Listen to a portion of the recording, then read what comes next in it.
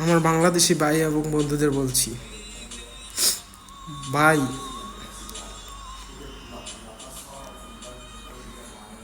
প্রবাস জীবনে এত কষ্ট যে আমি না আসলে বুঝতামই না।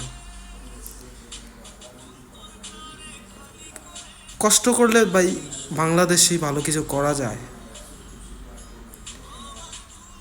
কারণ আমি ওই জায়গা থেকে উঠে আসছি, আমার নিজের বিজনেস ছিল। কিন্তু আপনারা ভাই বন্ধুরা প্রবাসের কথা ভাবিয়েন না কোনো কোনো সময়। দেখেন বাংলাদেশে কোন একটু কষ্ট করে কিছু একটা ব্যবস্থা করতে পারেননি, ভালো একটা ইনকামের ব্যবস্থা করতে পারেননি, তারপরে আপনারা প্রবাসের কথা ভাবিয়েন। বাংলাদেশে কিছু না করতে পারলে প্রবাসে আসে কোনো মুশকিল, সমস্যা নাই। প্রবাস অনেক ভয়ঙ্কর ভাই, প্রবাস হচ্ছে দ্বিতীয় জেলখানা।